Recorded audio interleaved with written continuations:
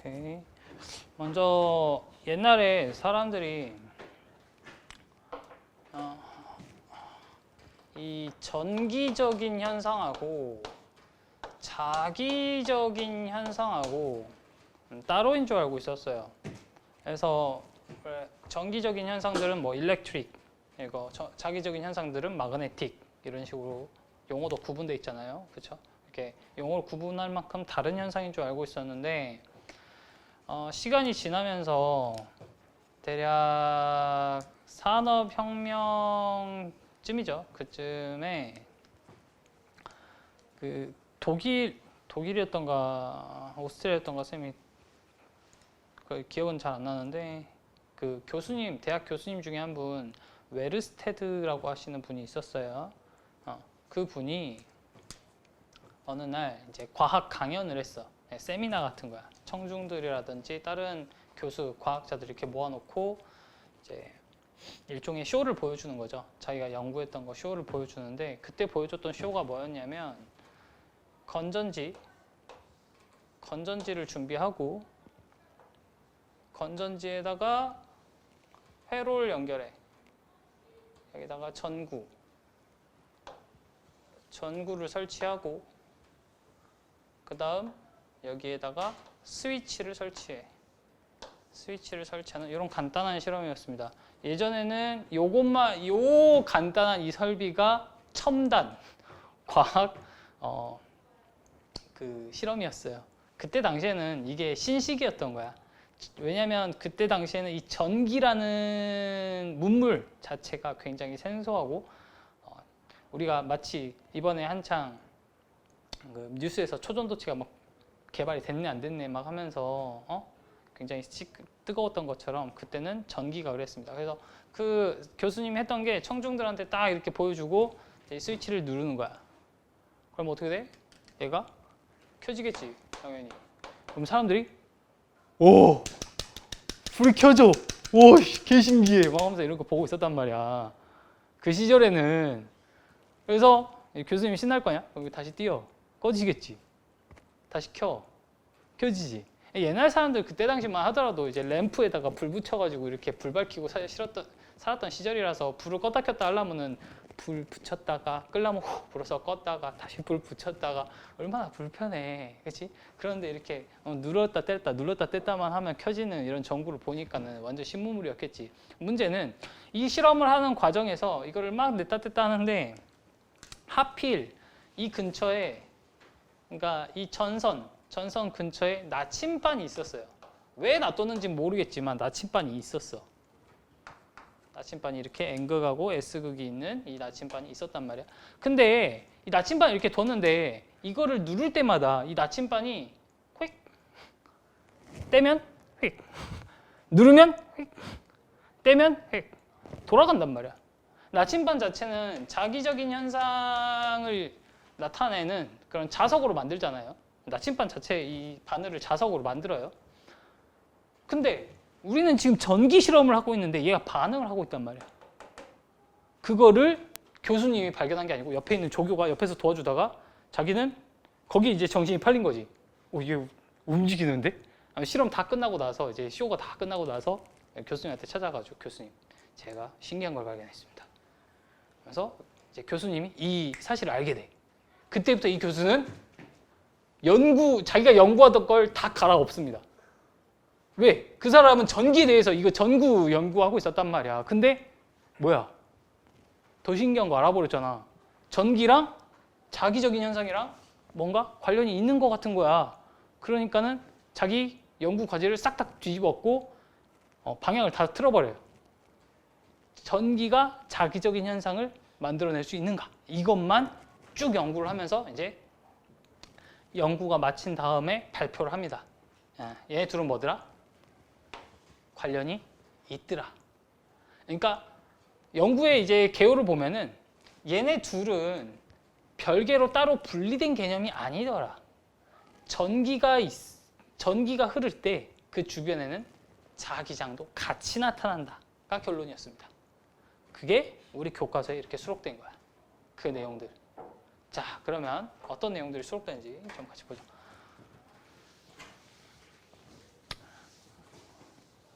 자, 결국 결론적으로 이 연구에서 알아낸 거는 전기의 흐름, 즉 이 전기의 흐름은 우리 뭐라 불러요? 전류라고 불러. 전류. 전류가 자기장을 형성할 수 있다라는 게 주요 개요입니다. 이게 끝이에요, 사실. 자, 그러면 전기가 자기장을 형성할 때 어떤 모양으로 형성을 하고 그리고 얼마나 세게 형성할 수 있는지 그게 주요 관점 포인트겠죠. 그죠? 그러면 어떤 모양이 되는가? 이거에 이제 답변을 해주자면 흐르는 전류를 중심으로 회오리 치듯이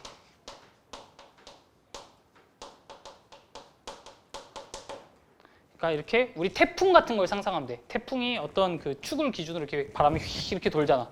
그치? 그런 모양으로 이 자기장이 전류를 중심으로 해서 회오리 치듯 생겨나더라 라는 거예요. 그죠? 그러면 이게 회오리 치듯 생겨나는데 이걸 약간 조금 고급스럽게 수학적인 용어를 이제 동원을 해가지고 표현을 하면은 전류를 중심으로, 그러니까 이 전류 중심을 하여 동심원. 여러분 동심원이라고 알아요? 동심원? 같은 중심을 공유하는 원들이라는 뜻이야. 그러니까 이런 케이스지, 동심원. 여기에 중심이 있다고 하면은 여기를 중심으로 하는 원 하나, 여기를 중심으로 하는 좀 더 큰 원 하나, 그 다음 여기를 중심으로 하는 또 큰 원 하나, 이런 식으로 형성이 되더라라는 겁니다. Got it? 근데 이 회오리 치는데 문제는 방향이, 자 그러면 방향이 정해져 있어요. 이 회오리 치는 방향이 어떻게? 오른손 법칙.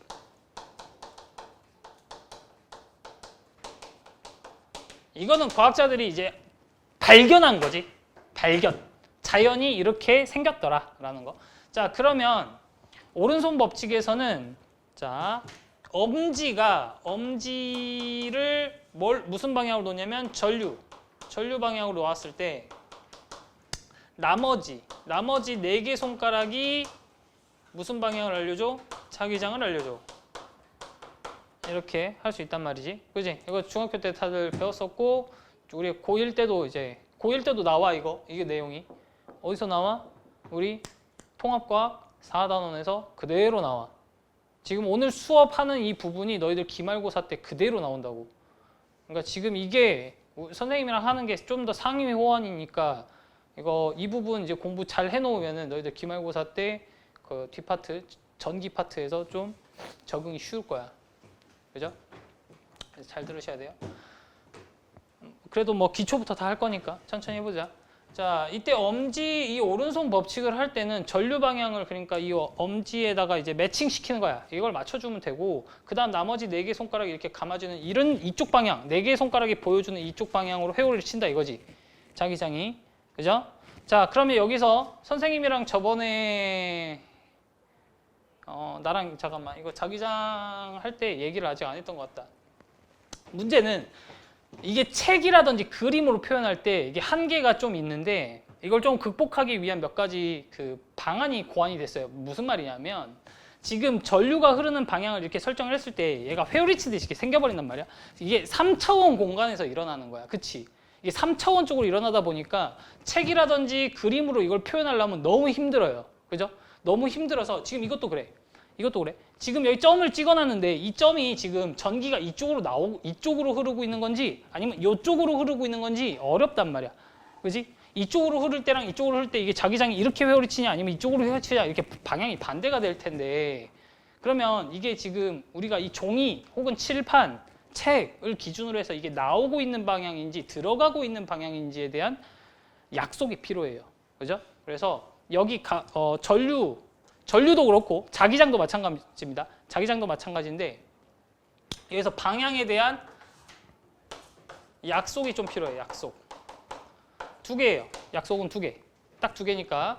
자, 일단 뚫고 뚫고 들어가. 그리고 뚫고 나오는 이 방향을 약속을 해야 됩니다. 뚫고 들어가는 방향은 이제 어떻게 약속을 할 거냐면 이렇게 X라고 쓸 겁니다. X. 뚫고 나오는 방향은 동그라미 점을 하나 찍을 거예요. 이렇게 약속을 합니다. 자, 그러면 어떤 공간 안에서 이런 식으로 표현이 돼. 점이 이렇게 찍혀 있다는 말은 지금 이 공간 안에서 그게 전기장이든 자기장이든 그러한 무언가의 그게 중력장이든 이게 다 공용이야. 이거 공용이니까 잘 봐야 돼. 공용이야.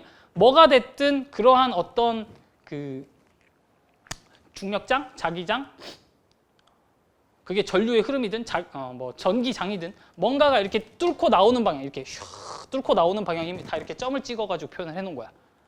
이해돼? 그러면 이게 좀 더 세게 나오고 있다를 표현하고 싶으면 이렇게 하면 돼. 더 많이 찍으면 돼. 심플하죠?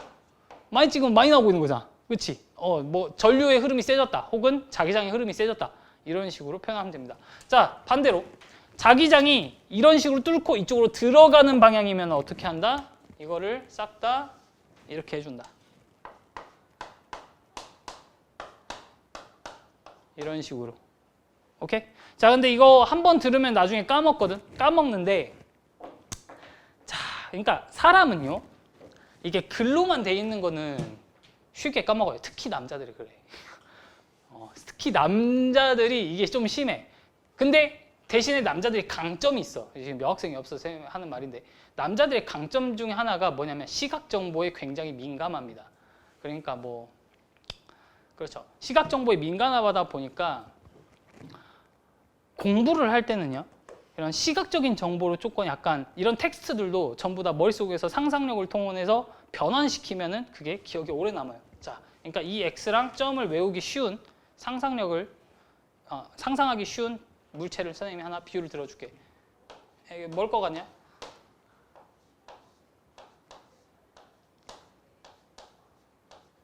뭘 것 같아? 화살이지? 그렇지? 그러면 자, 상상해보자. 여기 어떤 종이가 있었어. 종이가 있는데 화살이 선생님이 너희들한테 화살을 탁 쏴가지고 화살이 이렇게 팍 하고 화살이 뚫고 이제 너희들한테 날아가는 상황을 상상해봐. 그럼 너희들은 화살의 촉이 보이겠냐 아니면 꼬리가 보이겠냐? 촉이 보이겠지. 나한테 날아오고 있으니까. 그럼 촉은 어때? 앞부분이 뾰족하잖아. 그러니까 뾰족한 게 뚫고 나오니까 뾰족한 촉이 나한테 날아오고 있다를 상상하면 됩니다. 알겠죠? 그럼 얘는 뭐겠어? 너희들이 선생님한테 화살을 쏘는 상황을 생각해 보면 돼. 그러면 화살이 너희들이 쐈으니까 이렇게 오면서 이 종이를 뚫고 나한테 오겠지. 그랬을 때 너희들은 스스로 이제 화살 쐈으니까 둘 중에 뭐가 보이겠어? 얘가 보일 거 아니야. 이 날개 깃이 X자로 교차되어 있는 그 모습이 보일 거 아니야. 그래서 이렇게 상상함. 그걸 형상화한 거다. 라고 외우시면 됩니다. 그러면 이거 방금 너희들 딱 10초, 15초 들여가지고 이제 외워진 거야. 시각적 정보로. 됐지? 자, 됐어. 이제 앞으로 까먹을 일 없을 거야, 이거. 자, 그러면 이제 이거 여기다 한번 이 동시문에다 적용해 보자. 어떻게 되겠어? 만약 이게 선생님이 여기다 점을 찍어놨죠. 여기가 지금 전류가 이렇게 오고 있다는 거야. 그러면 오른손을 어떻게 해주면 된다? 그걸로 맞춰가지고 이렇게 해주면 된다. 그러면 이쪽 방향으로 지금 자기장이 회오리 치고 있는 거다. 그러면 각각의 파트에서 자기장이 이런 식으로, 여기서는 올라가는 방향이겠죠? 이렇게 회오리 치니까. 그죠? 자, 이때 각각의 파트에서, 그러면 각각의 부분에서 이거 표현을 잘해야 돼. 이쪽 부분에서는 그러면 자기장의 흐름이 방향이 어딥니까? 라고 했을 때 지금 이렇게 회오리 칠 테니까 이쪽 방향인 거야. 그지? 그럼 이쪽 방향이면 왼손이잖아. 그지? 그럼 동서남북으로 봤을 때 이거 무슨 방향이라고 해야 돼? 서쪽 방향. 그렇지. 서쪽 방향. 이쪽에서는 무슨 방향이라고 해야 돼? 이렇게 회오리 이렇게 쳐서 이렇게 갈 거니까 얘는 접선 방향. 우리 원에서의 접선 배웠지? 접선 방향. 이렇게 치듯이 갈 거니까 여기선 동쪽 방향으로 지금 자기장이 형성되어 있습니다. 여기서는 위로 올라가려고 하잖아. 방향 자체가. 그렇지. 여기서는 북쪽. 여기서는 남쪽. 이런 식으로 얘기를 하면 되겠습니다. 아시겠죠? 자, 이게 그래서 이 단어는, 전기 단어는 상상력이 중요해. 선생님이 많이들 가르쳐 보면 남학생들은 좀 잘 적응하거든. 근데 여학생들이 조금 힘들어하는 경향이 조금 있더라고. 물론 그것도 개인 편차가 있긴 한데, 자 이런 식이에요. 자 그러니까 어떤 전선을 이걸 전선이라고 갖고, 얘는 너무 말랑말랑해갖고 별로다. 전선이, 얘를 쓰자. 적당한 교보제가 되겠다. 자, 전선이 이렇게 있다고 해봐. 이렇게 있다고 해봐. 전선이 이렇게 있다고 하면은, 그러면 지금 전류가, 자, 전류의 방향이 이쪽으로 흐를 거야. 이해했어? 이쪽으로 흐를 거야. 이쪽으로 흐를 거고, 그러면 지금 자기장이 상상하기로 이런 식으로 회오리 치겠지. 그지? 이런 식으로 회오리 치겠지. 그러면 이렇게 놔뒀을 때, 근데 문제는 사람이 자기장을 볼 수가 없단 말이야. 그치? 자기장을 볼 수가 없으니까 그걸 감지할 수 있는 장치가 필요해요. 그게 이 나침반이었어, 아까. 웨르스테드 아저씨처럼. 그러면 이걸 실험적으로 구현을 할 때 자기장 방향을 확인하기 위해서 이 전선 근처에다가, 자, 전선을 이렇게 놔뒀다고 할 때, 그럼 전류가 이렇게 흐르고 있는 상황에서 이 나침반을 어디에 놓느냐에 따라서 이 나침반이 그 방향을 이렇게 가리킨단 말이야. 그때 이 나침반은요, 여기에 선생님 표시해 놓은 이 화살표 방향 그대로 똑같이 따라가요. 자, 이것도 또 다시 약속을 좀 몇 개 해보자.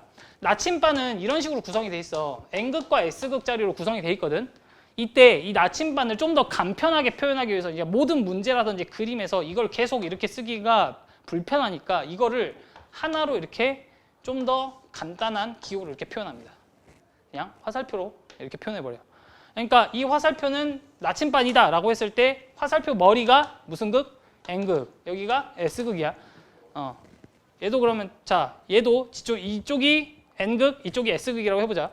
그러면 얘를 이렇게 놔두면은 지금 자기장이 이렇게 회오리 칠 때 여기다 나침반 딱 놔두자. 얘 어떻게 되겠어? 이렇게 된다 이거야. 상상이 가? 자기장 회오리 치는 방향을 그대로 얘가 보여줘요. 그럼 이 나침반을 위에다 놔두면 어떻게 되겠어? 잠깐만. 여기서 이렇게 회오리 쳐야 되니까, 여쪽이잖아. 미안. 야, 여기 선생님 이거 잘못했다. 이쪽이 아래쪽에서 이쪽이지. 위쪽에서는. 그렇지, 이쪽이지. 그럼 이거는 너희들이 이걸 답을 쓸 때 어떻게 써야 돼? 이 둘 중에. 1번, 2번. 2번. 너희들 입장에서 이렇게 뚫고 나오는 방향 이렇게 될 거니까 이런 식으로 연결돼 있다 이거야, 개념이. 됐지? 이걸 그래서 이 단원에서는 이 약속들을 먼저 숙지를 해야 뭐 문제가 풀리든 말든 문제 말을 알아먹든 말든 그거부터가 되는 거야. 박현준 씨 이해되셨습니까? 그럼 선생님 퀴즈 하나 낼 테니까 한번 보죠. 자, 얘 여기다 놔뒀어. 이번엔 이렇게 할 거야. 요렇게 앞뒤로 이렇게 앞뒤로. 그래서 전류가 이쪽으로 흘러. 전류가, 자, 아이씨 이거 불편하네. 이게 말랑해가지고 겁나 불편하네. 이걸로 하자.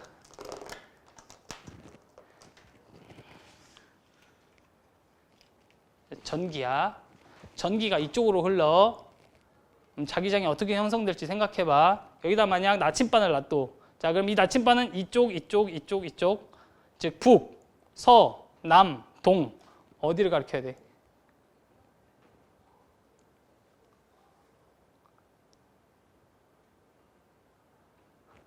우선 얘를 이렇게 해. 그럼 자기장이 이렇게 회오리 칠 거 아니야. 아래에서 어느 방향이야? 이쪽이지. 그럼 얘가 이쪽을 보여준다고. 오케이? 서진이도 퀴즈 하나 필요해? 이렇게 할게. 아니야, 해. 너희들 해봐야겠어. 자, 이번에는 이렇게 위로 세울 거야. 그럼 여기서 자기장이 어떻게 형성되어 있어요? 이런 식으로 형성이 되겠죠. 회오리 치겠죠, 이렇게. 다 해봐야 돼. 자, 여기서 이 녀석의 이쪽에다가 나침반을 놓으면 얘가 서쪽, 남쪽, 동쪽, 북쪽 중에 어디를 가리킬까요?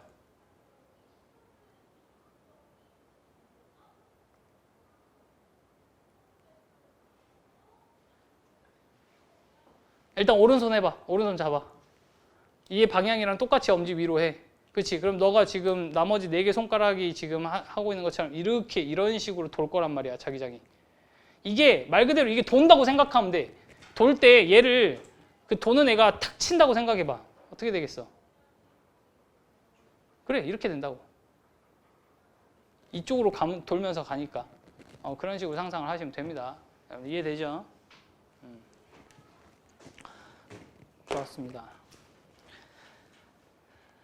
자, 방금 그래서 선생님 이제 저기 104페이지 내용 중에 104페이지 이제 직선 전류, 원형 전류, 솔레노이드 이거 들어가기 전에 먼저 이것부터 꼼꼼하게 필기를 잘 해놓으세요. 이게 가장 기본 베이스입니다. 기본 베이스인데 지금 이 책에는 생략돼 있어. 좀 왜 생략돼 있냐? 이걸 사실 고1 때 배우고 올라오거든요. 고1 때 배우고 올라오니까 이건 뭐야? 책이 고2 거잖아. 따로 설명 안 해줘. 그죠? 그래서 너희들이 이제 필수적으로 기억해야 되는 건 이거. 3차원에서 필요한 방향의 약속 하고 이게 항상 전류의 동심원 방향으로 생긴다. 즉 이거 오른손 법칙이다. 오른손 법칙으로 자기장이 형성된다. 라는 거. 엄지는 전류 쪽으로 맞춰주고 그럼 나머지 손가락이 자기장이 맞다. 이 정도 기억해 주시면 됩니다. 그리고 이것도 중요합니다. 앞으로 나침반은 이렇게 표현할 거다. 라는 거. 나침반은 이렇게 화살표로 간단하게 표현하기 시작할 거다. 점점 그러니까 이제 축약어를 쓰기 시작하는 거야. 그지? 이렇게 약자로 표현하다 보니까 이런 기본기부터 차근차근 잘 되어 있지 않으면은 뭐 어려운 문제들이든 쉬운 문제들이든 막히죠. 됐죠? 자, 그럼 이제 본격적으로 응용 단계로 가봅시다. 응용.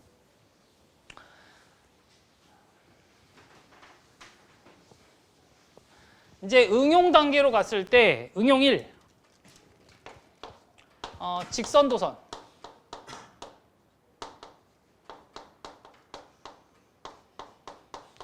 직선 도선에서 생기는 자기장은 자, 이런 식으로 이제 도선이 있다고 할 때 위쪽으로 전류가 흐른다고 하면은 자, 이제 우리가 물리 원이니까 전류 한글이 아니고 이렇게 쓸게요.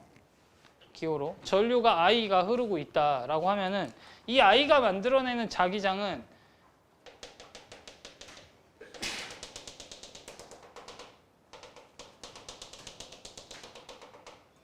뭐 이런 식으로 이렇게겠죠. 그러면 이런 식으로 여기서는 이쪽으로 이렇게 자기장이 흐르고 있다. 이렇게 동심원을 그러면서 흐르는데 자, 문제는 여기서 여기까지 만약 이 길이를 D라고 하자. 그리고 여기서 여기까지도 이 길이를 요만큼을 또 D라고 하자라고 하는 거지. 그러면 여기 이 지점을 이제 P라고 하고 이 지점은 Q라고 할 때 P와 P의 자기장과 Q의 자기장 중에 누가 세겠냐 이걸 비교할 수 있어야 돼요. 누가 세냐? 누가 세겠어? 왜 P가 세겠어? 가까우니까. 심플해. 맞아. 이거야. 물리원은요. 여러분 계산이 많이 안 들어요. 진짜로 계산 별로 없어요. 대부분의 계산 단계는 물리2에서 엄청나게 심화돼서 나오지 물리원의 그 한국 교육과정평가원 그러니까 교육부죠. 교육부에서도 이제 가장 권장하는 사양이 그겁니다. 물리원을 가르칠 때는 수학적으로 접근하지 마라. 이것만 여러분들 할 수 있으면 돼요. 가까우니까 얘가 세고 머니까 얘가 약할 거다. 그리고 아주 간단하게 막 공식을 쓰려고 하지 마. 공식 쓰려고 하지 말고 먼저 이거부터 하는 거야. 얘가 센데 그럼 몇 배 세냐? 그거 엄청 심플합니다. 엄청 쉬워요. 야, 거리가 몇 배야? 2배지. 그럼 세기가 절반이 돼. 그냥 딱 그거야. 그러니까 이 녀석의 자기장의 세기를 만약 B0라고 했을 때 그럼 이 녀석의 자기장의 세기는 몇이 될 것이냐를 비교할 수 있으면 돼요. 몇일까요? 유찬이 몇 개씩 있어? 그렇지. 2분의 1 B 제로가 됩니다. 이 끝이에요. 쉽죠?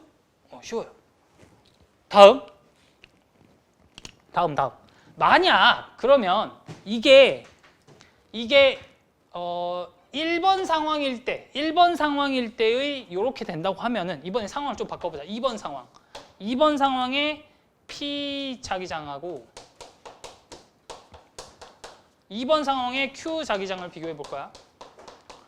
자, 그럼 2번 상황에서 뭐가 달라지냐면 여기 있는 전류값을 2번 상황, 얘는 1번 상황, 2번 상황은 이걸 4배로 올려줄 겁니다. 4배로 올려줄 거야. 그러면 4배로 올렸으면은 그때 당시에 P와 Q는 자기장의 변화가 어떻게 일어나겠냐 이거죠. 자, 먼저 자기장부터. 세기가 어떻게 됐을까요, 자기장? 맞아요. 증가해요. 근데 그게 전류에 딱 비례합니다. 딱. 엄청 간단하죠. 그러면 자기장 세기 몇이겠어요? 4B. 그렇지. 4B 제로. 얘는 여기에서 4배야. 그대로. 그래서 2B 제로가 되겠다. 여러분들은 이제 이거 익혔잖아? 너도 이제 그럼 수능 문제 풀 수 있어, 이거. 수능 문제 풀 수 있는데. 자, 근데 수능 문제는 이렇게 간단하고 만만하지 않습니다. 다만 무슨 문제가 됐든 그게 수학이든 그게 어떤 과목이든 이런 가장 기초부터 이제 더 응용되는 거란 말이야. 그럼 수능에서는 수능 단계쯤 되면은 이게 문제가 어떻게 어려워지는지 선생님이 소개를 좀 해볼게요. 이런 식입니다. 똑같은 간격. 예를 들어 이런 식으로 나와요. 여기에 이제 전선이 있다고 하자. 여기에 전선이 이렇게 있어. 또 여기에도 전선이 이렇게 있어. 그리고 이쪽에도 전선이 있어. 뭐야? 전선이 무려 3개가 등장합니다. 전선이 A, B, C 이렇게 3개가 등장합니다. 3개. 3개가 등장해서 막 예를 들어 이쪽 자기장이 위로 이쪽 전류가 위로 올라가는 전류라는 걸 알려줘요. 그 다음 이쪽 전류가 위로 올라가는 걸 알려줘요. 여기까지 했어? 근데 여기 전류를 안 알려줍니다. 안 알려줘요. 위쪽으로 올라가는 전류인지 아래쪽으로 내려오는 전류인지 안 알려준 상태에서 갑자기 자 이쪽에 어떤 점이 있다고 해. 이쪽에 예를 들어 이쪽은 P고 이쪽은 Q점이라고 하는데 이 Q점에서 자기장이 0이었다라는 걸 알려줘 버립니다. 자기장이 0이라고 알려줘요. 이걸 가지고 이제 문제를 풀어나가는 그런 문제들 유형이 나옵니다. 물론 상황에 따라서 굉장히 이제 다양하게 응용이 되는데 자 그러면 여기가 자기장이 0이 된다는 게 무슨 의미가 되냐면 자 봐봐. A 같은 경우 그럼 A가 이 Q한테 작용하는 자기장을 한번 생각해 볼까? 이렇게 생길 거 아니야. 그렇지? 이렇게 생길 텐데 이렇게 생겨가지고 그럼 얘가 이렇게 회오리 치면서 이제 자기장을 만드는데 문제는 여기서 여기까지 지금 여기서 여기까지 보면은 한 칸, 두 칸, 세 칸이에요. 그죠? 세 칸. 그러면 이제 얘가 얘한테 주는 자기장을 이런 식으로 이제 푸는 거야. Q의 자기장 같은 경우 Q의 자기장은 지금 이 세 개한테 한 번에 자기장을 다 받습니다. 다 받고 있어요. 그죠? 다 받고 있으면 이 Q에서 A 때문에 나타나는 자기장의 세기를 먼저 표현해 줍니다.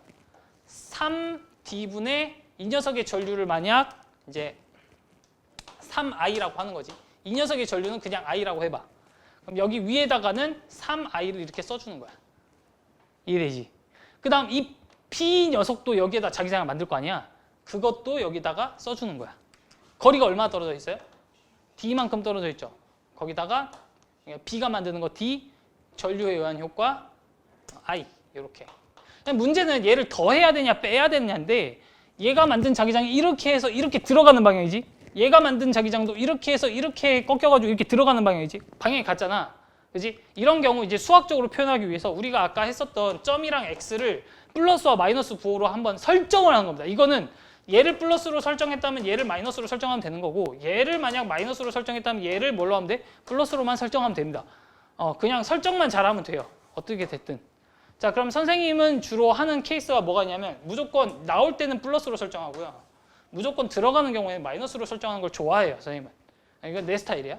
너희들 마음대로 이거 둘 중에 하나 골라서 하면 돼. 그리고 문제 상황에 따라서 그냥 막 바꿔도 사실 정확히만 설정을 그 문제에 대해서만 설정을 잘했다면 푸는데 전혀 문제가 없습니다. 아무튼 자 여기서는 이제 얘가 만든 자기장이 이렇게 들어가는 방향이니까 선생님은 이걸 마이너스로 이렇게 설정할게요. 얘도 마이너스로 설정할게요. 됐나요? 자 그러면 지금 이거 두 개 합산하면 몇이야? 마이너스 d분의 2i 이렇게 되지? 그러면 나머지 이게 A가 만든 애고 얘가 B가 만든 애니까 나머지 C가 만든 자기장이 얘랑 딱 어때야 돼? 0이 되려면 정확하게 이렇게 돼야 돼요. 그죠? 즉 C가 여기에 만드는 자기장은 뚫고 나와야 하는 방향이며 그리고 이제 거리는 딱 D니까 전류의 세기가 몇이어야 된다? 2i여야 된다. 그러면 뚫고 나오려면 이렇게 돼야 되거든요. 너도 위쪽이구나. 근데 2i겠다. 이런 식으로 찾아내는 겁니다. 어떤 식으로 푸는지 알겠나요? 딱 직선 도선에 대한 전류 그 자기장은 이런 식으로 이제 문제가 나옵니다. 이런 식으로. 이게 조금 쉬운 케이스예요. 이게 쉬운 케이스예요. 자, 어려운 케이스들은 도선을 이런 식으로 배치합니다. 이쪽으로 막 흐르고 이쪽으로 막 흐르고 그러면 이렇게도 해보고 저렇게도 해보고 막 해야 돼. 근데 어찌됐든 이거는 이런 식으로 연습을 차근차근 해 나가서 경험치가 쌓이다 보면은 뭐가 됐든 다 이 방식으로 풀면 돼요.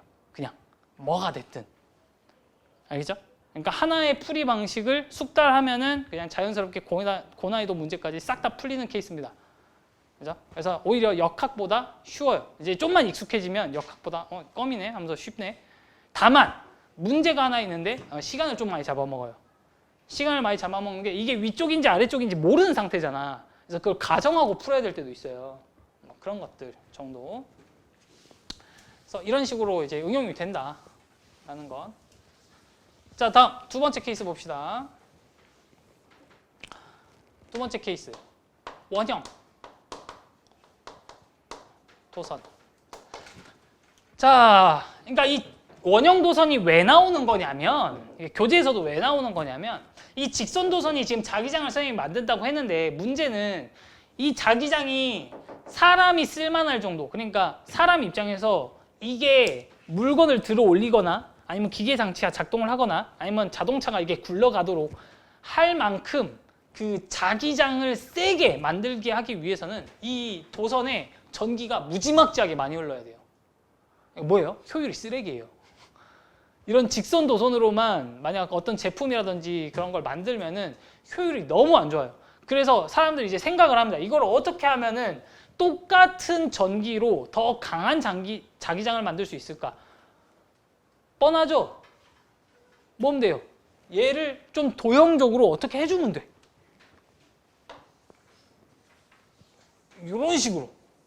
뭐 그 단위 뭐 비슷하지 않아? 옴 비슷하지. 옴 비슷하게 만들어주나. 그러면 봐봐. 전기를 이쪽으로 보내주면 이 전기가 이렇게 가가지고 여기서 이렇게 흘러가지고 이쪽 방향으로 타고 올라가면서 전기가 또 이쪽 방향으로 타고 올라가서 마치 그 우리 롤러코스터처럼 이렇게 해가지고 이렇게 돌아서 이쪽으로 나올 거란 말이지. 그럼 이 과정에서 요 파트만 봐봐. 요 파트에서 만드는 자기장이 이렇게 형성될 거니까 이런 식으로 형성되면 여기서 나와가지고 이렇게 해가지고 돌아가지고 이쪽으로 들어가. 그렇지? 그러면 얘가 만드는 자기장은 지금 자 이쪽 파트가 만드는 자기장을 생각해 보면 요 부위에서는 나오는 방향이야. 그렇지? 그리고 이렇게 나와서 이쪽 방향은 어때? 들어가는 방향이 돼. 그렇지? 그다음 이쪽 위쪽 봐볼게. 위쪽 애가 만드는 자기장도 이렇게 지나갈 거니까 이렇게 된단 말이지. 그럼 이쪽에서는 나와 이렇게 해가지고 이쪽에선 들어가. 그지? 얘도 마찬가지야. 얘는 이제 아래로 가잖아. 아래로 가니까 이렇게란 말이야. 그러면 이쪽에서는 이렇게 나와가지고 이쪽으로 들어가. 그러면 여기가 만드는 자기장은 여기선 나오고 들어가. 지금 보여 결과가? 얘. 그럼 나머지 애들도 다 똑같다는 거는 모든 부위가 다 가운데에서 이쪽 안으로 몰고 있어요. 자기장을. 어떻게 돼요? 각각의 파트들이 한 이 가운데 중앙 지역에서 자기장을 다 중첩시키고 있어요. 어떻게 나타나겠어요? 자기장이 굉장히 강하게 나오겠죠. 그렇죠? 그래서 이 직선 도선을 이야 해가지고 구부려가지고 이렇게 원형으로 만들면 좀 더 강한 자기장을 만들 수 있다라는 겁니다. 그리고 이 강한 자기장 여기서 이 자기장 세기 주로 이 가운데 지점, 요 지점에서의 자기장 세기를 구하는 방법은 아까랑 똑같아. 얘랑 똑같아. 여기에서의 여 거리랑 여기에 전기가 얼마나 세게 흐르는지만 보면 돼. 그래서 여기 거리를 R이라고 했을 때 자기장 세기가 이제 이거에 비례해요. R분의 I. 얼마나 원이 멀리 있는지랑 얼마나 전류가 많이 흐르는지. 쉽죠? 쉬워요. 그래서 오히려 얘를 이렇게 크게 만들면 좋아, 안 좋아? 안 좋다 이거야. 안 좋다 이거야. 약해져요. 자, 그래서 요 정도만 기억하면 돼요. 별거 없어요. 별거 없고. 자, 그 다음 3번. 이제 솔레노이드죠. 문제는 얘가 원형 도선을 만들었다 하더라도 이 가운데서 자기장이 중첩된다 하더라도 이게 약해요. 쓸모가 없어요. 생각보다 약해. 그러니까 우리 입장에서는 저게 뭐 사과 하나라도 들어 올리고 막 해야 되는데 못 들어 올려. 사과를 들어 올리려면 또 전기를 너무 많이 넣어줘야 돼. 그러면 에너지적으로 좀 낭비잖아. 그래서 이걸 한 번 더 업그레이드 시킵니다. 어떻게? 약하면 어떻게 하면 돼요? 맞아. 겹치면 돼요. 그래서 여러 개 이렇게 겹쳐줘요. 이런 식으로 앞에서 보면 이렇게 겹쳐진 모양이야. 근데 이게 불필요하잖아. 불필요하니까 그냥 없애버리고 이렇게 만들 바에는 그냥 하나를 돌돌돌돌 말면 되지 라고 하는 케이스가 생깁니다. 그래서 이렇게 이렇게 업그레이드 됩니다. 직선 도선이었던 거를 한 번 말죠. 한 번 가지고는 부족하니까 2번, 3번, 4번, 5번, 6번 이런 식으로 말 그대로 꼬아서 중첩시키는 거야. 원형 전류. 자, 이렇게 만들어진 형태를 뭐라 부른다? 솔레노이드라 부른다. 그러면 이거를 이제 솔레노이드 같은 경우는 이제 옆으로 많이 그려요. 옆으로. 어떤 이제 휴지심 같이 생긴 통에다가 이제 전선을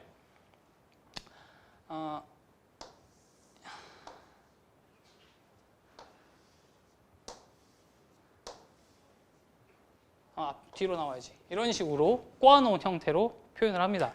이렇게 표현을 해놨을 때, 자, 여기에다 이제 전류를 이렇게 집어 넣어주면, 전류를 입력시켜주면 전류가 올라가서 이쪽 뒤로 들어가겠지? 그 다음 뒤로 이제 타고 내려와서 앞으로 이렇게 나올 거란 말이지. 앞으로 해서 전류가 이렇게 올라가고, 또 이렇게 뒤로 들어가서 또 이렇게 앞으로 올라가고, 또 이렇게 가서 전류가 이렇게 올라가고, 이런 식으로 돼. 자, 그럼 이런 솔레노이드 같은 경우 얘는 자기장을 어떻게 만드는가? 자, 그때는 아까 오른손 법칙 있죠? 오른손 법칙에서 이거 역할을 바꾸세요. 아까는 이게 전류, 엄지가 전류였고, 그러니까 이렇게 했을 때 잠깐만, 이건 왼손인가? 이거는 왼손이네. 자, 오른손 하면은 자, 엄지가 이렇게 있고 이런 식으로 있잖아, 오른손이. 그러면 아까는 이게 전류였고 이쪽으로 이렇게 회오리 치도록 만든 게 자기장이었잖아. 그치? 이거 역할을 바꾸면 돼. 이걸 전류로 바꾸고 이걸 자기장으로 하면 돼. 이거 생각보다 안 헷갈려. 왜냐면 이게 그 그립처럼 생기지 않았어요? 뭐 테니스채 그립처럼 생기지 않았어요? 그래서 자연스럽게 이거 잡는 방향으로 이렇게 잡으면 돼. 이렇게 잡아. 그러면 이게 자기장이고 이게 전류고 이게 자기장인 거야. 이해돼? 그래서 얘가 만들어내는 자기장이 이런 식으로 뿜어져요. 이 엄지손가락 방향으로. 자, 그러면 지금 이 모양이 뭐랑 엄청 비슷하거든요. 뭐랑 비슷하냐면 우리 그냥 멀쩡한 막대 자석 이렇게 놔뒀을 때 N극하고 S극을 이렇게 있으면 N극에서 자기장이 뿜어져 나오고 그게 S극으로 들어가요. 얘도 마찬가지거든요. 얘가 자기장은 순환하는 거라서 무조건 자기장은 순환해요. 끊기지 않아요. 그래서 이쪽으로 나왔다는 말은 이게 이렇게 들어간다는 소리야. 그리고 안에서는 이렇게 흐르고 있고 얘도 마찬가지. 이쪽으로 나와서 이쪽으로 흐르고 있다는 거야. 이렇게 자기장이 이렇게 순환하는 거야. 그렇지? 똑같아요. 즉 이런 솔레노이드는 마치 뭐처럼 쓸 수 있다? 그냥 일반 자석처럼 쓸 수 있다. 근데 전기가 흐르잖아. 전기가 흐르니까 전기가 흐르는, 그래서 자석을 만든 것. 전자석이라고 부릅니다. 그래서 이런 솔레노이드를 전자석으로 만들어서 사용을 한다. 그러면 솔레노이드에서 이제 생각해 볼 건 그거야. 자, 생각해 볼 건 그거지. 그럼 얘를 자석을 세게 해주면 어떤 걸 해주면 되나? 그거거든. 그러면 뻔해요. 세 개예요. 전기를 어떻게 해준다? 세게 넣어준다. 솔레노이드를 더 많이 촘촘히 감아준다. 그럼 중첩이 많이 되는 거잖아, 자기장이. 그지? 그렇게 세게 만들어준다. 그지? 그래서 마지막은 여기 안에 들어가는 이 휴지 심가치는 부분을 강자성체, 그러니까 자기장을 증폭시켜줄 수 있는 물질, 예를 들어 쇠라든지 니켈이라든지 이런 강자성체들을 넣어준다. 그러면 이 강자성체들이 이 자기장을 더 세게 만들어줘요. 왜 어떻게 더 세지는지는 뭐 좀 이따 설명해 줄게요. 자성, 그건 물질의 자성에 대해서 이제 설명하면서 들어가고, 그래서 이런 물질들을 쓰거나 아니면 촘촘히 감거나 아니면 그냥 무식하게 전기를 많이 넣어주면은 더 센 자석이 됩니다. 그게 전자석이에요. 끝. 자, 그러면 나머지는 이제 읽어보면 되고요. 나머지는 그냥 말 그대로 심플하게 읽어보면 돼요. 그래서 105페이지 개념 확인 문제 1번부터 6번까지 한번 빈칸 채워보시고 좀 쉬었다 하자.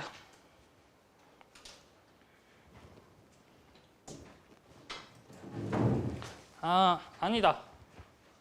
다음 수업 들어가기 전에 잠깐만. 그거 6개 말고도 너희들 여기 107페이지 수능 1점짜리도 다 풀어. 수능 1점짜리도. 자, 112페이지 펴보시고. 폈어? 우리 이제 자성이라는 걸 배워볼 건데, 먼저 자성이라는 거는 줄임말이에요. 자석의 그러니까 완전히 그 딱 맞는 말은 아닌데 좀 더 쉽게 비슷하게 여러분들 풀어 써주자면 자석의 성질이라고 생각을 하면 됩니다. 자석의 성질. 그럼 자석의 성질은 뭐야? 요거지. 자기장을 가지고 있고, 그지? 자기장이 이제 뿜어지거나 혹은 이제 자기장이 S극으로 흡수되듯이 들어가거나, 즉 자기장을 가지고 있다는 말은 그 물체는 N극과 S극이 존재한다는 거야. N극과 S극은 무조건 존재합니다. N극만 존재하거나 S극만 존재하는 경우는 존재하지 않습니다. 지금까지 발견된 사례가 없어요. 만약 여러분들이 N극만 존재하는 물질을 발견했다. 그럼 너희들 노벨상 탈 수 있어요. 진짜로 탈 수 있어요. 안 그래도 그 N극만 있거나 혹은 S극만 있는 경우를 찾으려고 과학자들이 무수한 시도를 했음에도 다 실패했거든요. 그 정도로 그래서 N극과 S극이 동시에 존재합니다. 모든 물체는. 아직까지는. 자, 그러면 이 N극과 S극이 존재한다랑 그럼 자기장이 생겨난다라는 요 개념을, 그러니까 이 자성이라는 걸 좀 더 잘 이해해 보려면 이 자화가 된다라는 요 개념도 자 필요하거든요. 자화. 우리 교재 있나? 자화된다? 있네. 자기화된다. 자화된다. 자화된다는 거는 그러니까 그냥 얼핏 봤을 때 처음 봤을 때는 자기장이 안 나타나는 물질이었는데 뭔가 조치를 좀 해주니까는 얘가 자석처럼 변한다. 즉 자기장이라든지 N극과 S극을 가지게 되는 경우, 없었는데 있는 경우 그렇게 되는 현상을 자화된다라고 합니다. 그리고 자화되는 거는 실제 이 자화되는 현상의 실험들이 초등학교 때 수록돼 있어요. 어떻게 수록돼 있냐면 그 가위 같은 거 있잖아. 가위. 얘들아 가위 뭘로 만들어? 쇠로 만들지. 그지? 가위 쇠로 만들잖아. 이 쇠에다가 원래 그냥 멀쩡한 일반 자석을 이렇게 대고 문질러 주기만 하면은 얘가 가위가 자석이 돼요. 짧은 시간 동안. 시간이 흐르면서 이게 풀리거든요. 자석이 된 상태가 조금씩 풀리는데 그렇게 자석을 문질러 줬을 때 약 짧은 시간이라도 이게 최소 그래도 5분 정도는 가요. 5분에서 이제 10분 정도는 이 가위가 자석 가위가 돼. 자석이면서 동시에 가위야. 철이라고 하는 물질 자체가 그런 성질이 강해.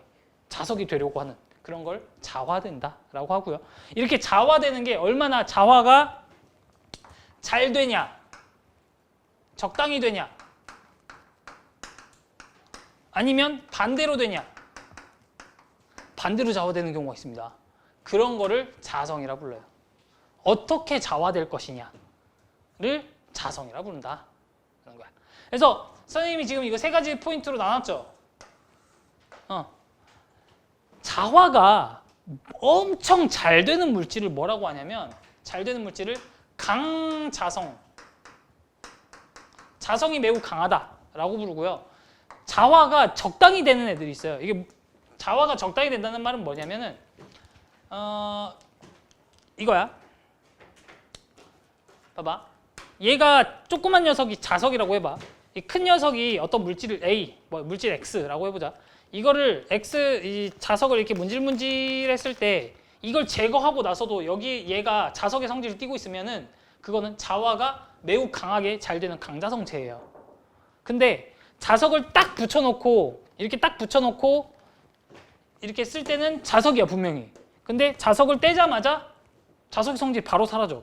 그런 것들은 그냥 자화가 적당히 되는 애들입니다.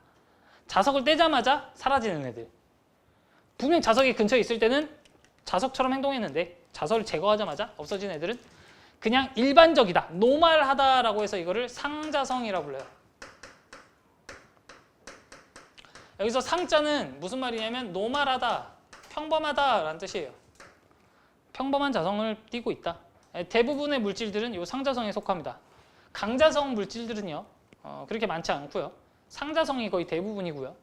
이거 반대가 되는 애가 있어요. 얘 미친 거죠. 이건 뭐냐면은 자석을 이렇게 붙여서 문질문질이라도 해야 되는데 자석을 가까이 가져다 대는 순간 얘 도망가요. 도망가려고 하는 애가 있어. 안 붙으려 그래. 그래서 억지로 이렇게 붙여놓잖아. 억지로 붙여놓으면은 사람이 손을 딱 뗀 순간 붕 바로 탈출. 안 붙으려고 그래 아예. 즉 자성을 극도로 싫어하는 애들이 있거든요. 그렇게 반대로 자화되는 애들을 반자성이라고 부릅니다. 이해되십니까? 자, 근데 이거야. 생각해봐. 이 강자성체들은, 쇠 같은 애들은 자석을 가까이 가져다 대잖아? 그러면 얘들이 지들이 스스로 끌려서 탁 붙어요. 스스로 끌려서 탁 붙거든요. 이걸 만약 그럼 자석은 N극과 S극이 있으니까 이걸 이렇게 반대로 바꿔서 가져다 대면은 멀어질까? 아니야. 그때도 와서 탁 붙어. 무조건 붙어. 무조건 붙는 애들이 강자성이야. 주로 철이라든지 니켈, 코발트 같은 이 애들이 요 성질을 띠고, 반자성 같은 경우는요, 이게 자석을 가져다 대면은 무조건 도망가요. 아, 그래? 싫어? 극을 바꿔줄게. N극과 S극을 바꾼 다음에 또 가져다 대면 그래도 무조건 싫어. 무조건 싫은 거야. 안 붙어요. 그래서 자, 원래 자석이 N극과 S극짜리가 이렇게 있을 때 여기에 강자성 물질이 있다고 하면은 N극이 이렇게 만약 얘를 향하고 있잖아요. 그럼 이 강자성 물질은 이쪽 N극과 가까운 이쪽을 무슨 극으로 형성하게? 봐봐. 힌트. 무조건 붙으려고 그래요. 어떤 극이 되려고 할까? 그치, S가 되려고 해. 이쪽 반대는 N이 되면서 가서 붙는 거야. NS니까. 그러면 이걸 극을 바꿔봐. 원래 있던 이 자석을 극을 이렇게 바꿔주잖아. 그럼 얘는 상황에 따라서 자기도 바뀌는 거야.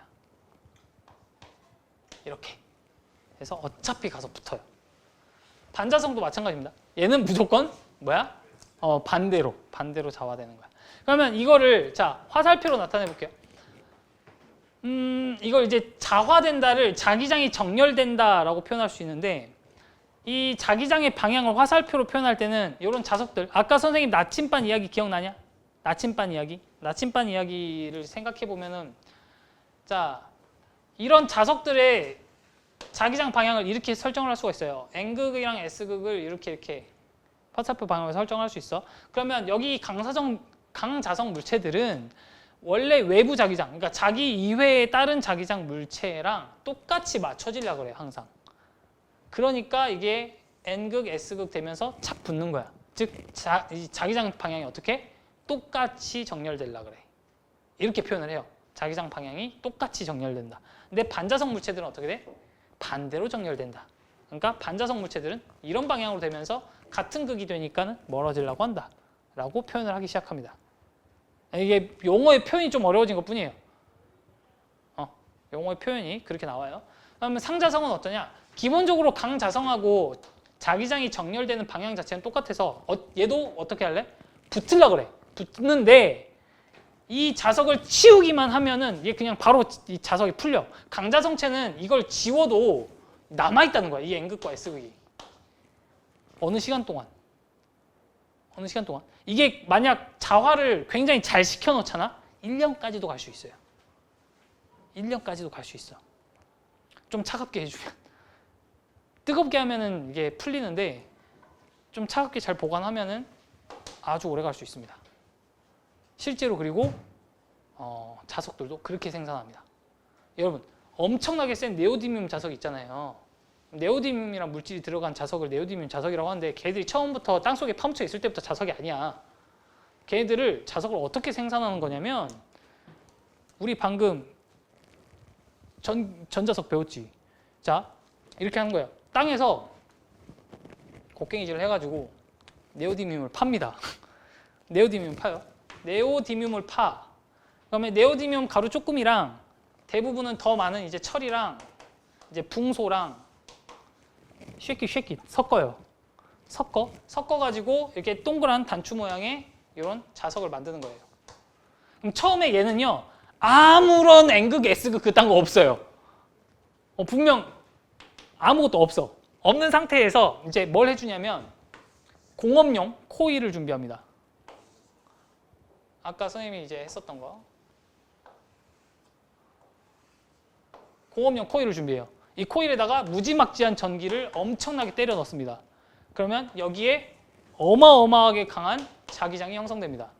그럼 이 아래에 있는 네오디뮴 자석은 강자성체 중에서도 무지묵지하게 강한 강자성체예요. 그렇기 때문에 이 위에 있는 전 자석에 의해서 얘가 강하게 자화됩니다. 엄청나게 강하게 자화돼요. 자, 그 다음 이걸 꺼요. 시동을. 이거 안 풀려요. 10년, 20년이고 가죠. 엄청 오랫동안 유지되는 자석입니다. 그래서 이거를 이제 영구 자석이라고 하면서 판매를 하죠. 사람들한테. 그러니까 자, 무슨 말이야? 기본적으로 우리가 일상생활에서 볼 수 있는 모든 자석들은 이 셋 중에 뭐다? 강자성체다. 그냥 일반적인 쇠보다 더 첨가물을 넣어가지고 강자성을 더 강하게 만들어준 그런 강자성체 물질이다 라고 하는 거예요. 그래서 우리 교재에 여기 114페이지 보면은 그걸 소개하고 있어요. 강자성체란 무엇인가, 상자성체란 무엇인가, 반자성체란 무엇인가, 그리고 얘네들은 어떻게 자화가 되는 것인가, 왜 자화가 되는 것인가, 그걸 그림으로 이렇게 표현했는데, 자, 선생님이 그 부분을 이제 좀 설명해 줄게요. 먼저 여기서 이제 그럼 생길 수 있는 질문이, 이 내용을 딱 들으면은 생길 수 있는 질문이 몇 가지가 있어요. 첫 번째 질문은 뭐냐면, 그러면 왜 이런 자성은 왜 나타나는 겁니까? 왜 이런 자화는 어떻게 되는 겁니까? 이 두 가지 질문이 생길 수 있습니다. 자, 먼저 why 자성을 가지는가? 왜 물질들은 자석의 성질을 가질 수 있는가? 그게 굳이 자석이 아니더라도 왜 모든 물질들은 이런 자성 자체가 나타나는가는, 이 자성이라는 것 자체가 누구 때문에 생긴다 했어? 방금 그 전 거 생각해봐. 자, 선생님이 방금 우리 앞타임 1교시 앞타임에서 설명해줬던 게 자기장과 전기는 더 이상 분리된 개념이 아니다 라고 했죠. 자기장이 있다는 거는 뭐가 있다는 거예요? 전기가 있다는 거예요. 그렇죠? 즉 자성이 나타난다 라고 했을 때 자성은 자기장을 이렇게 형성하는 거니까 당연히 전기, 즉 전류에 의해서 생겨났다 라고 생각할 수 있는데, 그죠? 그럼 모든 물질들이 전류를 가지고 있는 건가? 맞습니다. 맞아요.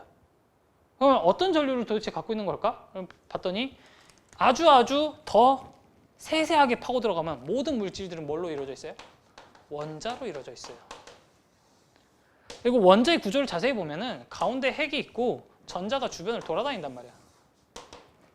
공전한다라고도 표현하죠. 돌아다니고 있어요. 근데 우리가 이 전류의 의미를 잘 생각해 보면 전자가 류, 흐르는 것을 우리는 전류라고 부릅니다. 물론 전류의 방향하고 전자의 방향하고 거꾸로 이상하게 이렇게 해놓긴 했지만 어찌됐든 전자가 이동을 하는 것으로 전류가 형성이 되는 거야. 그렇지? 전자가 이쪽으로 가면은 전류가 이쪽으로 흐른다라고 이제 우리가 약속하기로 했으니까. 그러면 전자가 이렇게 돌아다닌다는 거는 이쪽 방향으로 이렇게 돈다는 거는 전류는 어떻게 흐르고 있다는 거야? 이쪽으로 흐르고 있다는 거야. 전류가. 그러면 전류가 이렇게 원형 전류잖아. 그지? 원형 전류야. 요거야. 그러면 얘는 지금 이렇게 형성돼. 이렇게 마치 도너츠처럼 이렇게 빨아들이는 듯한 형태로, 그러니까 이런 식으로 이렇게 안쪽으로 빨아들이는 듯한 자기장이 형성돼 있다라는 거죠. 이해되십니까? 그래서 원자 그 자체가 뭐다? 하나의 지금 자석이 되고 있다라는 거죠. 가리? 그래서 근데 자, 이게 첫 번째 이유야. 이게 첫 번째 이유야. 이 첫 번째 이유고, 이 전자도 자세히 보면은 전자도, 그러니까 얘가 이거는 자, 우리 태양계 모델을 생각하면 되겠다. 태양계. 태양이 가운데 있고 지구가 태양을 중심으로 돌잖아. 근데 지구가 이게 얌전히 이렇게 돌아? 아니잖아. 그러니까 태양을 이렇게 공전하는데 자기가 이렇게 빙글빙글 돌면서 이렇게 돌잖아. 그치? 공전도 하는데 뭐도 해? 자전도 하지. 이 전자도 똑같아요. 이 전자도 원자핵 주위를 공전도 하지만 동시에 자기도 빙글빙글 돌면서 돌아, 이걸. 그렇게 상상만 해. 그걸 그래서 얘를 스핀, 이걸 스피난이라고 하는데, 그러니까 스핀은 도는 건 도는 건데 조심해야 되는 게 있어요. 선생님이 방금 설명할 때 뭐라 했어요? 그러니까 마치 자전한다라고 했죠. 근데 이제 보니까 자전을 안 해요. 자, 이 선생님 말이 좀 이제 이상한 소리처럼 들릴 수 있는데, 스핀은 있는데 자전은 안 해요. 그러니까 무슨 말이냐면 자전하는 듯한 효과는 나타나는데 실제로 자전은 하지 않아요.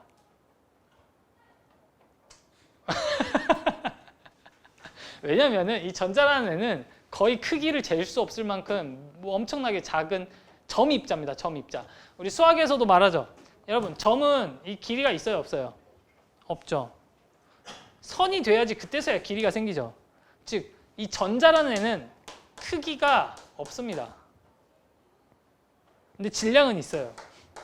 환장하죠. 그러니까 이게 과학자들도 엄청난 난제였어요. 크기가 없다라는 말은 길이가 없다라는 건데, 그럼 자전을 할 수가 없지 않냐. 근데 또 있잖아요. 실험적으로 이걸 해보면은 실험상 자전 효과가 나타나요. 환장하는 거죠. 자전의 효과는 나타나는데 자전은 하지 않는다. 그래서 이거를 그냥 스핀이라는 용어로 이렇게 붙입니다. 자전한다라고 하면 안 됩니다. 알겠죠? 이게 상식선에서 이해가 안 가는데요? 라고 할 수 있거든요. 맞아요. 근데 이거를 인간의 상식으로 이해를 하려고 하면 안 돼요. 전자를. 그러니까 뭐야? 새로운 학문이 다시 등장하잖아. 상식으로 이해하지는 못하겠지만 일단 하자. 양자역학. 그게 물리에서 양자역학이야. 인간의 상식이 통하지 않는.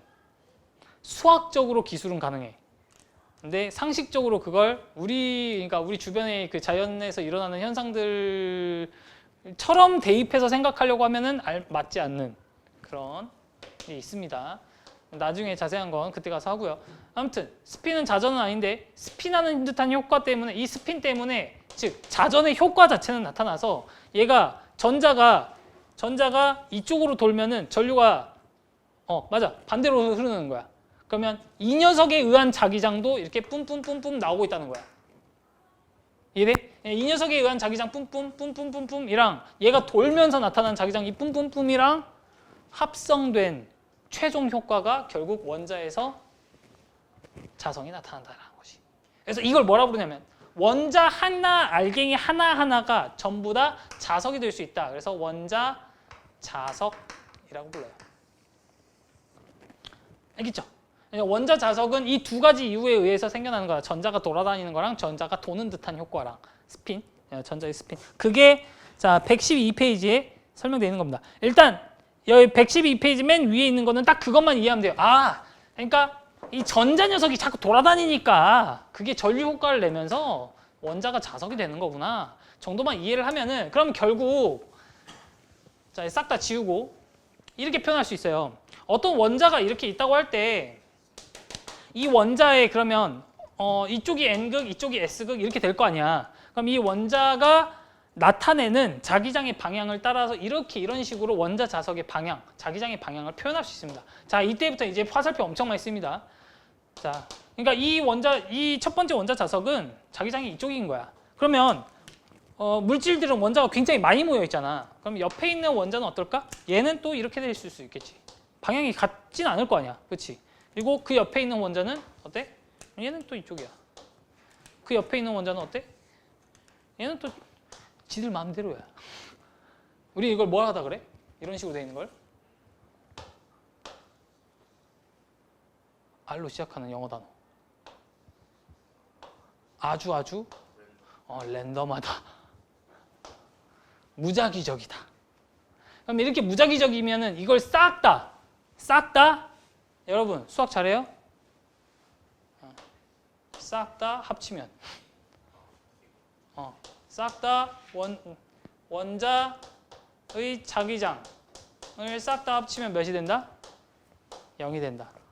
싹 다 상쇄되는 겁니다. 왜냐면 이게 다 방향이 무작위적인데 항상 자기랑 반대인 녀석이 꼭 있는 거야.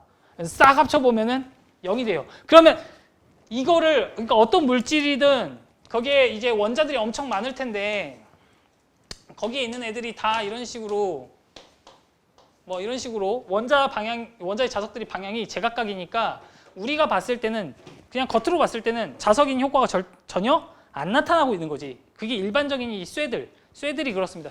쇠들이 다 그러고 있다가 갑자기 자석을 하나 갖고 와요.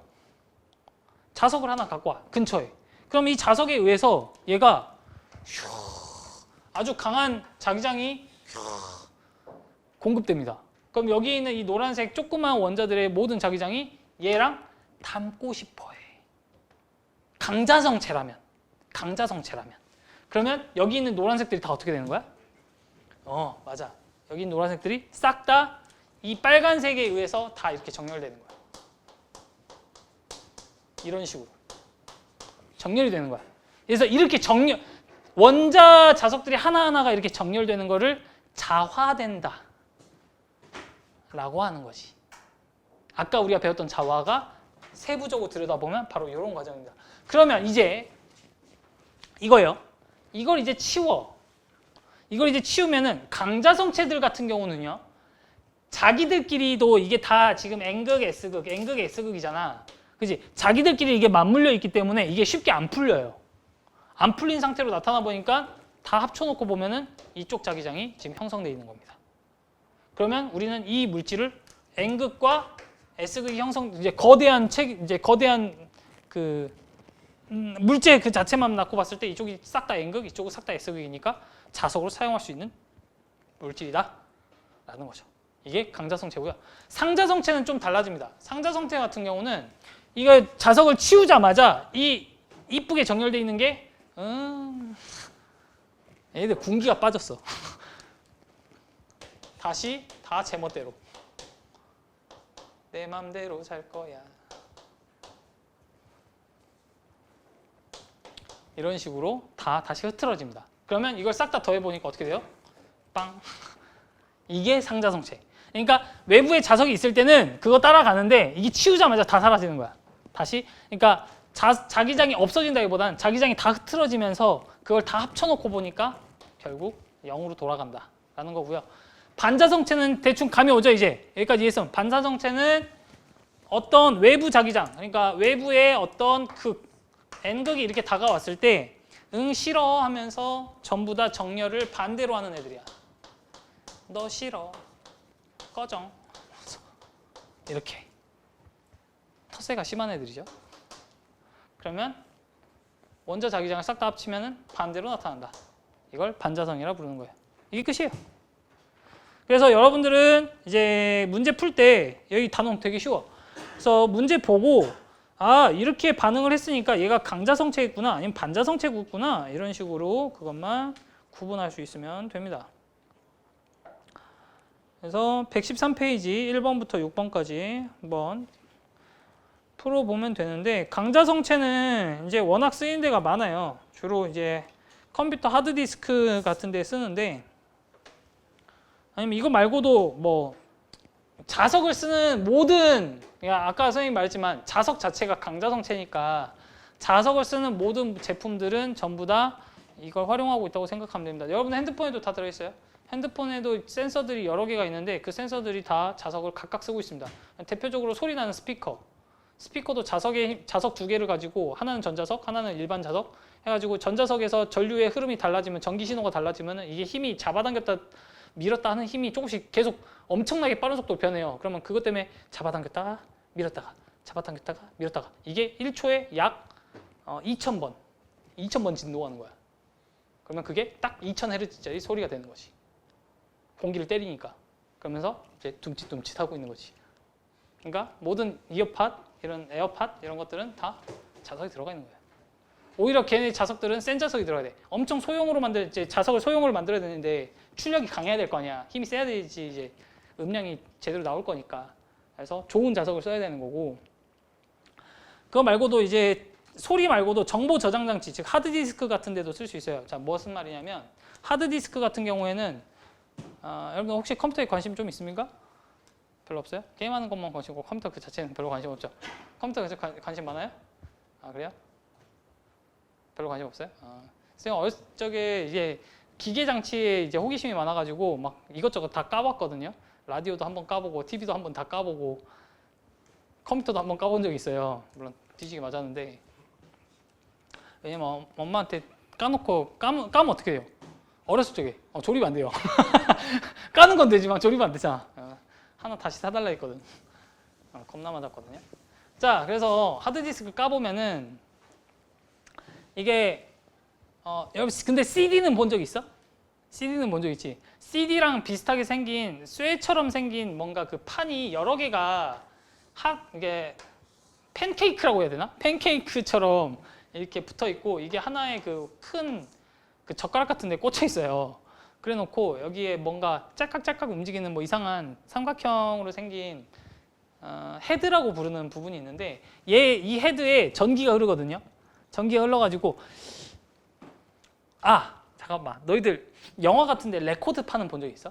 레코드판? 그래서 엄청 옛날 버전 레코드판 같은 거 하면 레코드 그 검은색 판이 돌아가면은 거기 뭐 바늘 같은 게 있어가지고 바늘이 그 레코드판을 읽으면 여기 움직이니까 소리가 하는 소리가 나오잖아. 노래가 나오잖아. 그거랑 기본 원리가 똑같습니다. 여기 이 동그랗게 생긴 팬케이크처럼 생긴 곳에 이 각 구간에 모든 정보가 다 적혀 있어요. 정보가 적혀 있고 이 헤드라는 부분이 그 정보를 읽어내는 거야. 읽어내는데 어떻게 읽어내는 거냐면 이걸 이제 확대해서 보면 여기가 N극, S극, N극, S극 이런 식으로 돼 있어요. 이 판이. 그러면 이 헤드가 N을 만났을 땐 1로 읽어내고 S를 만났을 땐 0으로 읽어내. 그래서 1, 0, 1, 0 이런 식으로. 이게 컴퓨터에서 쓰는 이진법 문자인데 컴퓨터는 이런 식으로 정보를 읽어내면 예를 들어 유니코드라는 게 있어요. 국제적으로 유니코드라고 해가지고 모든 컴퓨터 그 저장 매체에서 저장될 때 전 세계적으로 공통으로 쓰는 문자 책이에요. 무슨 말이냐면 예를 들어 101100111010 이거는 한글 기억으로 한다. 이런 약속 체계입니다. 그게 여기 적혀 있는 거야. 컴퓨터는 이게 1초에 7200번 회전하는 1초는 아니고 1분이에요. 선생님 잠깐 착각했어요. 1분. 1분에 7200번 회전하는 엄청나게 회전 속도를 보여주면서 그 회전 속도 안에서 이 헤드가 이 정보를 빠른 속도로 읽어냅니다. 엄청나게 빠른 속도로 읽어내고 그거를 모니터에다 출력시켜주는 거죠. 그럼 말 그대로 얘는 저장만 하고 있거든요. 저장만 하고 있고 그럼 이걸 읽어서 이걸로 바꿔주는 애는 컴퓨터의 CPU예요. 그게 CPU. 계산 장치. 이걸 읽어낸 다음에 약속되어 있는 이 문자열하고 이제 계산해서 이제 띄워주죠. 너희들 핸드폰도 이런 식으로 작동 안 해요. 이거는 구형이에요. 구형이고요. 요즘 좀 다 신식들은 플래시 메모리라고 하는 우리가 이미 공부했던 반도체, 트랜지스터 안에다가 정보를 이거는 방금 이거 뭐야? 정보를 무슨 형태로 저장했어? 자기장으로. 그렇지. 자기적인 현상으로 저장해 놓은 형태라면 반도체는요. 전혀 달라. 그거는 전기로 저장해 놓은 거야. 전기. 옛날에는 이게 가능하겠냐? 당연히 불가능하다라는 의견이었거든요. 왜냐하면 전기는 흐르지 않으면 날아가잖아. 그잖아. 저장이 힘들어요. 전기는. 힘들다고 정보로 저장하기가 무지막지하게 힘들었는데 이거를 해낸 사람이 있습니다. 그게 이제 플래시 메모리인데 아마 모르겠어요. 노벨상 받으셨나? 그래서 그게 이제 워낙 지금까지 쭉 발달을 해와가지고 지금은 이제 하드디스크가 완전히 플래시 메모리한테 밀렸습니다. 밀려가지고 아직까지 여러분들 하드디스크 쓰잖아요. 핸드폰 저거 스마트폰 등장할 수가 없었어요. 저기 문제가 뭐냐면은 고속으로 회전하는 거를 읽어내는 거기 때문에 들고 다니다가 한번 떨어뜨리면 이제 바로 맛이 가는 겁니다. 물리적 기계장치잖아요. 전자장치가 아니에요. 기계장치이기 때문에 충격에 굉장히 취약해요. 뭐 그런 것들.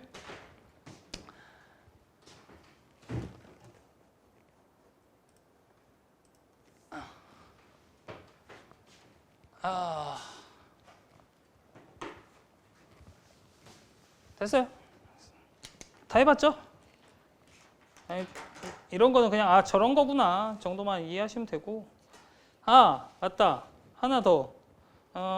우리 교재에도 여기 초전도체라고 있잖아요. 초전도체는 완전 반자성입니다.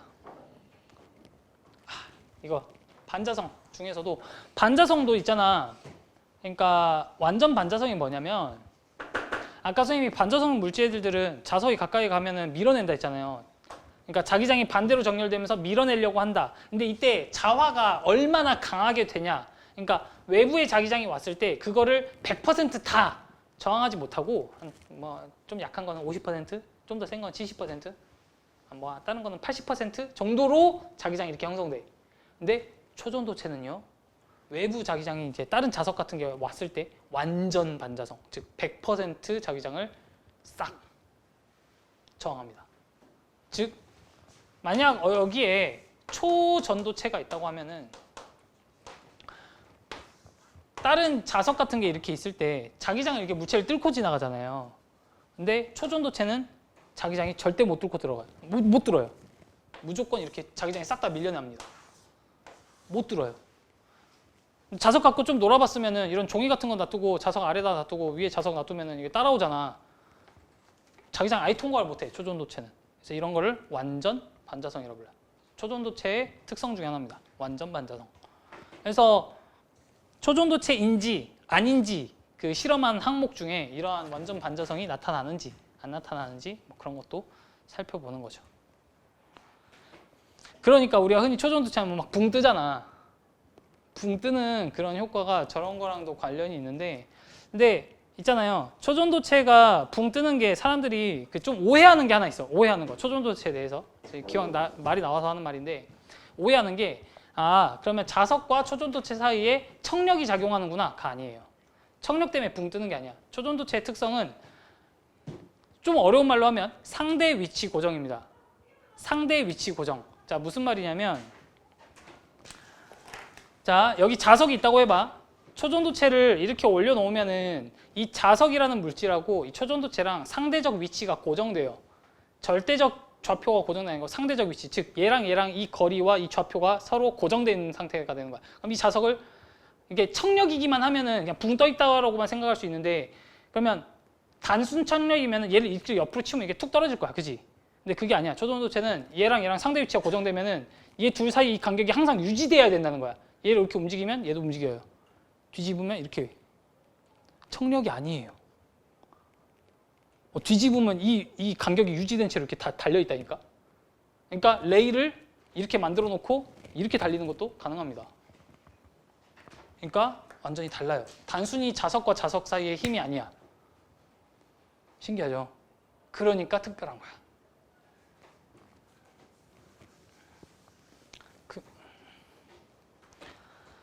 자, 넘어가 봐. 114페이지. 20분 정도 남았는데 이거를 선생님이 설명을 하고자 하면은 할 수는 있는데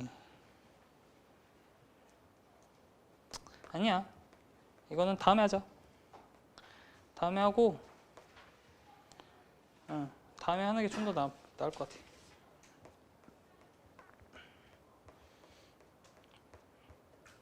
자, 오늘은 아까 여기 쌤이랑 배운 거 자성 부분하고 그리고 저기 앞에서 배웠던 거 2점짜리 있잖아요. 2점짜리 그것까지 다 해결하고 갑시다 그냥.